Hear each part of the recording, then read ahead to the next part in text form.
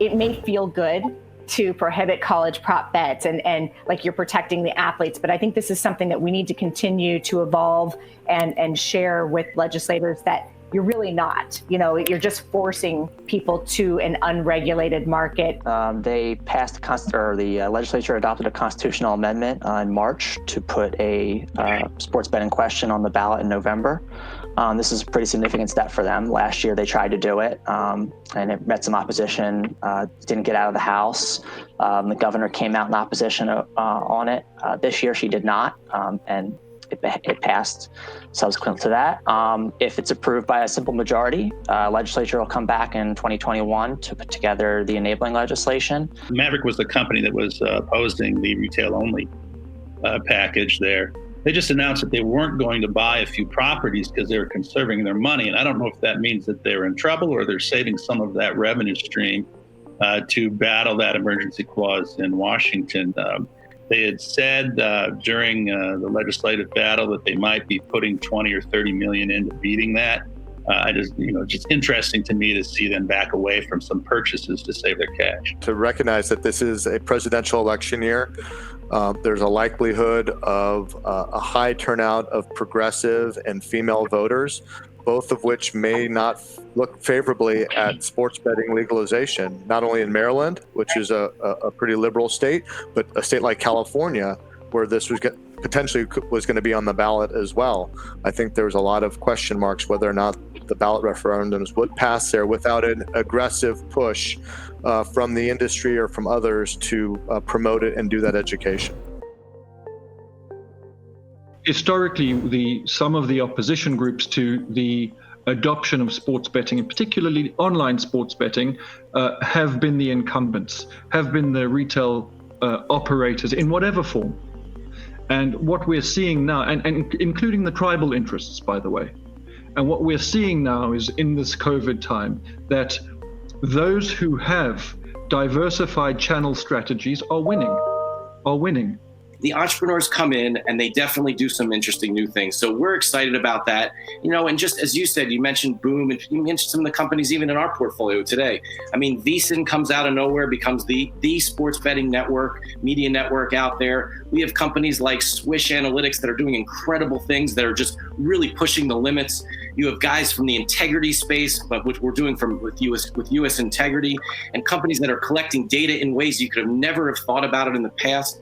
So there's a lot of opportunity, and I think there's a lot of things that will be happening. And I look, to me, that's Adam, you made my day, man, because my guys and I know, we're coming, and keep an eye out for all of us. As a startup to make themselves kind of more advertising, I mean, I see a lot of sims, a lot of teasers coming over from overseas, and that's why I mentioned private equity in the beginning.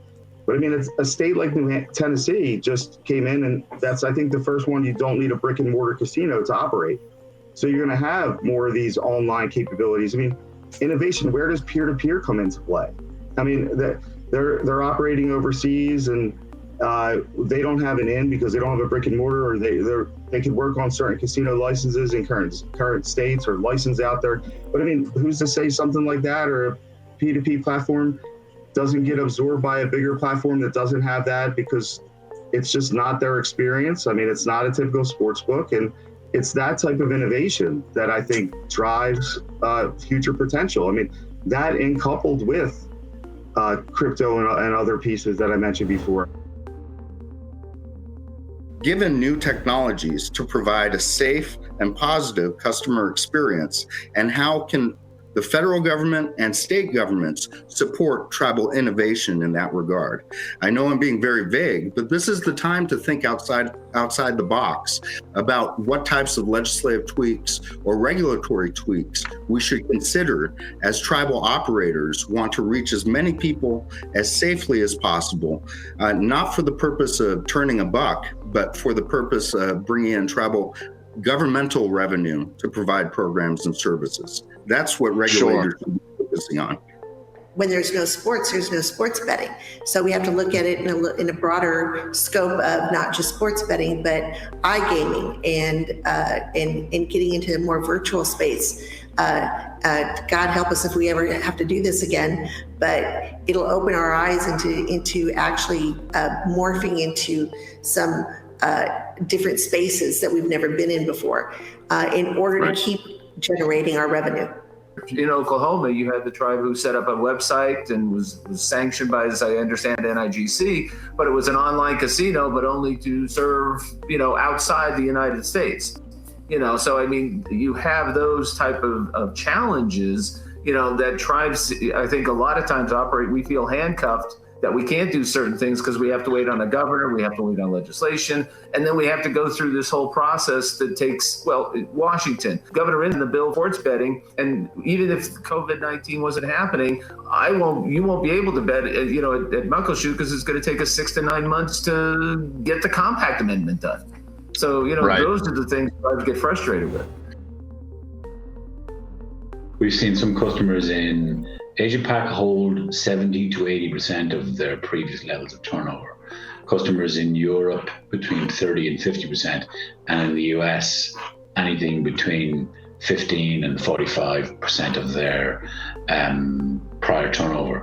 And what we're seeing is, like, for example, there's a virtual Grand National run in the UK on the 8th of April. We saw some customers that had the same peak betting volumes that they had on the real race 2 years ago. Now, it's driven by some of the things. So there was no other racing on that day. There was no other football. And people just want to be entertained. Jim mentioned table tennis. What's happened is all of the providers internationally have had to surface different products. Table tennis, Belarusian soccer's got a cult following, these kind of things. My suspicion, in fact, my guarantee is, what come July or August when we're back to NBA's back, Major League Basketball's back, we'll write as many bets in table tennis in November as we wrote last November. None. We did put up the League of Legends. We've expanded our offers to include the NASCAR iRacing in West Virginia and New Hampshire with the regular NASCAR drivers. I'm not 100% sure that these things will retain their viewership once NASCAR is back, once the original sport is back. But I do think that esports has been picking up momentum. So I don't think that that's going to go away. It may not be as successful as it is right now, but I think, in my own opinion, I think that we are going to continue to see that grow. And maybe by having, this hiatus of sports, we are creating those fans who become, a little more hardcore into to esports. So if you're talking about virtual sports, it's effectively a sugar substitute, right? It's NutraSweet, Splenda options that if the NFL starts back up, that's the king. That's the real deal. That's what people are looking for.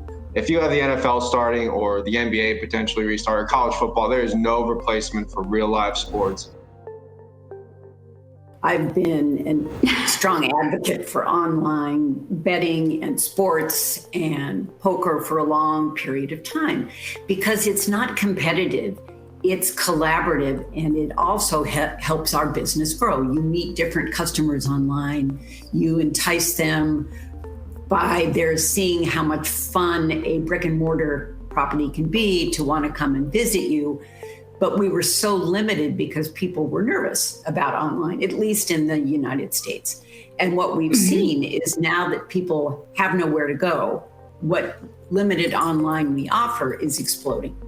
And I hope that really allows the industry to see we need to legalize online. We need to understand that this is part of the whole of the gaming experience.